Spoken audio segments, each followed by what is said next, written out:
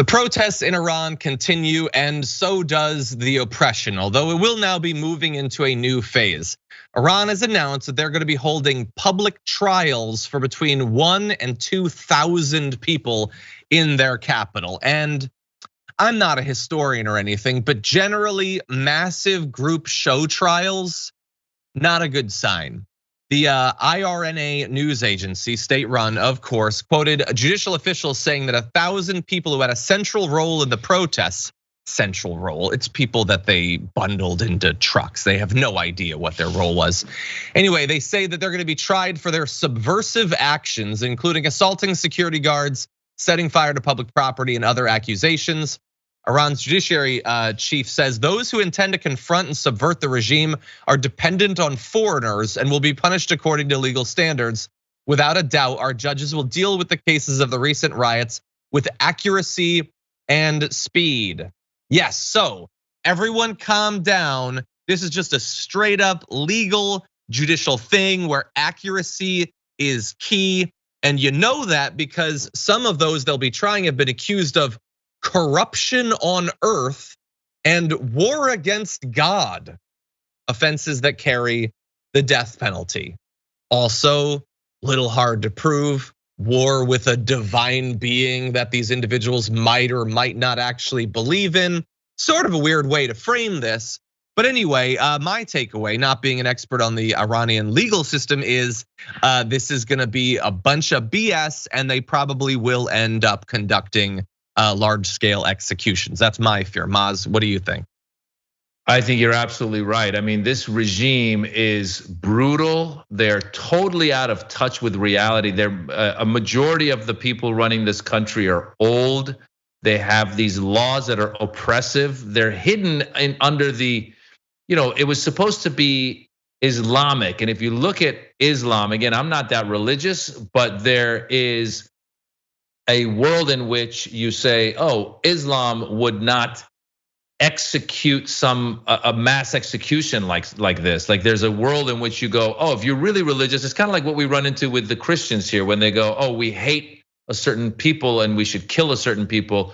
Similarly, you would plead to these people that are the leaders of this country and go, if you're really an actual religious person, why are you killing these young people who are just protesting for their freedom and their rights? I mean, it all started with the killing of Mahsa Amini, which happened a few months ago because her hair was out of her hijab by just a little. But you could go back 43 years. These guys have been brutal to their people and their citizens for 43 years. And the first thing they did, and this is why I say Americans should really care about this. The first thing the Islamic Republic did once it was established was it told women, you have to cover yourselves up. Men, you wear whatever you want. Women, you got to cover yourselves up. Women in court, you are worth half the testimony of a man's. Women were suddenly all just oppressed.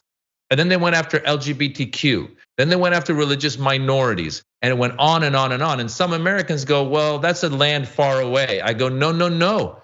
That's a cautionary tale. Because just this year, the Supreme Court took a woman's right away to choose. Whether you're pro or anti-abortion, that's not the question. Women no longer have the right to choose. And then Clarence Thomas said that they're gonna look into gay marriage next. And so the oppression that we see in Iran is slowly creeping into our politics. And so we should care and support the people of Iran because they truly are trying to fight for their freedom and democracy. And you're right, this is a very, very dark stage in this, what I call now a revolution. It's no longer protest. The young want their freedoms, they want opportunities. The government is corrupt. They've embezzled money. They've sent their money overseas with their own children living without having to cover themselves up in the West. It's the worst regime in the world. And I really hope that we as Americans continue to amplify the voice of the people of Iran and let the world know that they're getting ready to do mass executions and something's gotta happen. Now, what that is, I'll leave up to the leaders of the world. But we've got to do something because in front of our eyes, a genocide is happening from a government to its own people. Yeah, I have no idea what's going to happen or even what should happen. Yeah, it's going to come down to what the international community is going to allow. I know that the Biden administration put new sanctions on some members of the regime last week. There were already a lot of sanctions. I don't know how much extra persuasive power that will have. But a lot of it is also going to come down to the actual protest movement, what their strategy is going to be going forward. We know that at least 270 people have already been killed. We really have no idea. When they've arrested 14,000, when they've disappeared literally thousands of people, I would caution anyone to tread carefully in stating definitively how many of those people will return again, ever, as free people. So technically 270 people have died, but we have really no idea. And I don't know how these trials are gonna play out. Iran has had many opportunities to change course, to try to diffuse this situation. And basically every instance they have gone for provocation, oppression, almost as if they want these protests to continue. But anyway, along the way, a lot of people have died.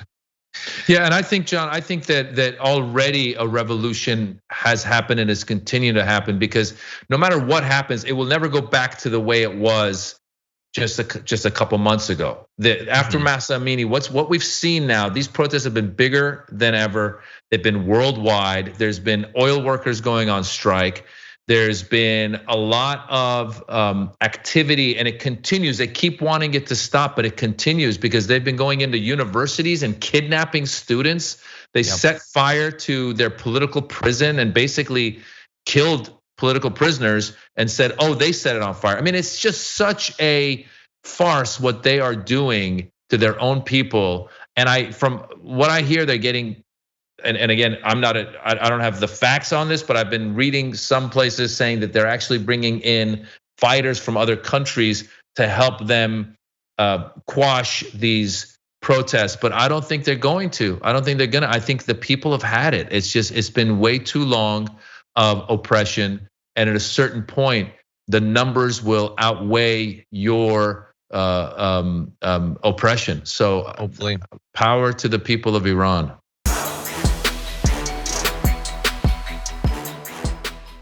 For more political news breakdowns, interviews, stories of activism, and me trying my hardest to care about the occasional big celebrity news story, subscribe to our YouTube channel at youtube.com/thedamagereport. And you can ring the bell wherever it is so you don't miss anything.